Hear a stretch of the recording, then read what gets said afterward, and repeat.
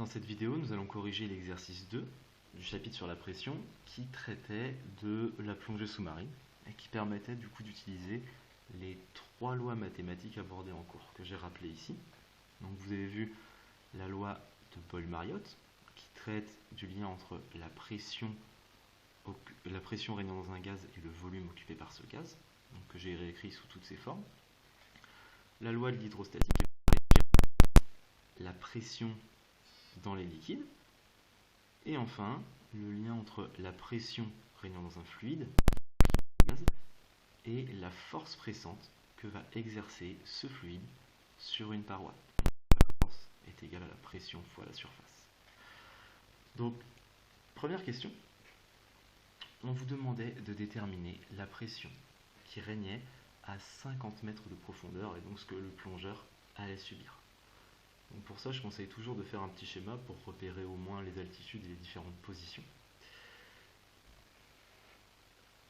On va prendre comme point 1 le niveau 0, donc c'est-à-dire la surface de l'eau à laquelle il règne une pression qu'on va appeler P1 du coup, qui va être égale à la pression atmosphérique. Le point 2, ça va être tout simplement les 50 mètres de profondeur à laquelle il règne une pression P2 qu'on aimerait bien calculer dans la première question. Donc pour ça, étant donné que là on se situe dans un liquide, eh bien on va forcément utiliser la seule loi qui régit la pression dans le liquide, la loi de l'hydrostatique. Donc vous voyez que on cherche à calculer P2, et telle qu'elle est écrite, la loi de l'hydrostatique ici, pour calculer P2, il nous faut la pression à une certaine altitude, profondeur, la masse volumique du liquide, l'intensité de la pesanteur, et la différence de profondeur entre deux points considérés. Ici, on vous dit directement que c'est 50 mètres de profondeur, donc étant donné que le point 1, on a dit que c'était la surface de l'eau, la différence de profondeur, on va l'avoir, ça va correspondre à 50 mètres.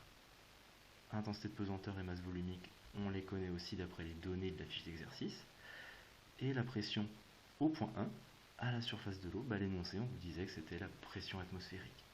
Donc vous voyez qu'ici, nous on va juste chercher à isoler le terme P2 pour le calculer. Donc on a moins P1, si on l'envoie de l'autre côté de l'équation, ça va devenir plus P1, et on va se retrouver avec l'expression de la pression au point 2, qui va être la suivante. La masse volumique du liquide fois l'intensité de pesanteur fois la différence de profondeur, plus, puisqu'on avait moins, la pression au point 1, la pression atmosphérique. Donc, quand on fait l'application numérique, la masse volumique, je l'ai rappelé ici, elle est en kg par mètre cube, soit 1000 kg par mètre cube pour l'eau. L'intensité de la pesanteur, on vous la donne avec trois chiffres significatifs, 9,81, et la différence de profondeur, on l'a dit, 50 mètres. La pression au point 1, donc on vous disait que c'était la pression atmosphérique. Souvent on la donne égale à 1 bar. Je vous rappelle que 1 bar, ça correspond à 10 exposant 5 pascal. La pression dans la loi de l'hydrostatique doit être exprimée en pascal. Donc ici, on va avoir 10 exposant 5 en plus. Quand vous faites ce calcul, vous allez tomber sur la pression au point 2 qui vaut 5,9, deux chiffres significatifs à cause de la profondeur, qui est donnée seulement avec deux chiffres significatifs, fois 10 exposant 5 pascal. Donc, on a la pression qui règne au point 2. Et dans la deuxième question, on allait vous demander quel était le volume d'un gaz occupé à cette pression-là pour le plongeur. Donc, ici, on parle du volume occupé par un gaz. Ça veut dire qu'on va étudier le lien entre pression et volume. Autrement dit, on va utiliser la loi de Boyle-Mariotte. Donc, là, on reprend la même numérotation que tout à l'heure. D'accord ? À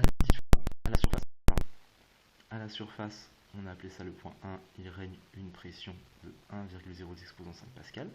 Et on vous disait que le volume occupé par le gaz à la surface valait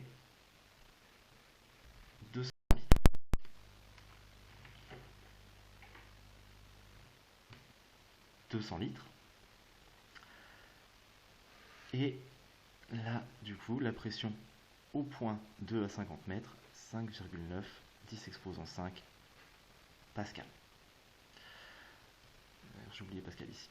Quand vous faites ce calcul, vous allez tomber sur 34 litres. Donc c'est bien cohérent avec ce qu'on avait vu dans les activités, c'est que plus la pression elle est élevée, plus votre gaz il est compressé, et donc plus le volume qu'il occupe est petit. On avait 200 litres à la surface, avec une pression de 1,10 exposant 5 pascal. Et ben, si vous multipliez la pression par 6, le volume, vous voyez, est à peu près divisé par 6 aussi. La dernière question. Donc dans cette dernière question, on voulait faire le lien entre pression et force pressante et déterminer la force pressante qui régnait à 50 mètres de profondeur sur le masque du plongeur. Donc pour ça, je vous rappelle la formule. La force, c'est la pression qui exerce un fluide sur la surface qu'il exerce. Et dans cette formule, la pression doit être en pascal et la surface en mètres carrés. Donc là, on vous donnait la surface du masque en centimètres carrés. Donc là où il faut faire attention, c'est qu'ici, il y a un carré. Donc, on sait que 1 cm, c'est 10 exposant moins 2 mètres. Et étant donné que c'est des centimètres au carré, on va mettre au carré. On va donc avoir la conversion suivante. 100 cm², ça correspond à 10 exposant moins 2 au carré. Donc 10 exposant. Donc il ne nous reste plus qu'à appliquer la formule. La force pressante subie à 50 mètres de profondeur, ça va être la pression à 50 mètres de profondeur. Autrement dit, 5,9 10 exposant 5 pascal, multiplié par 100 fois 10 exposant moins 4 mètres carrés, la surface sur laquelle cette pression est répartie. Quand vous faites ce calcul, vous tombez sur 5,9 10 exposant 3 newtons.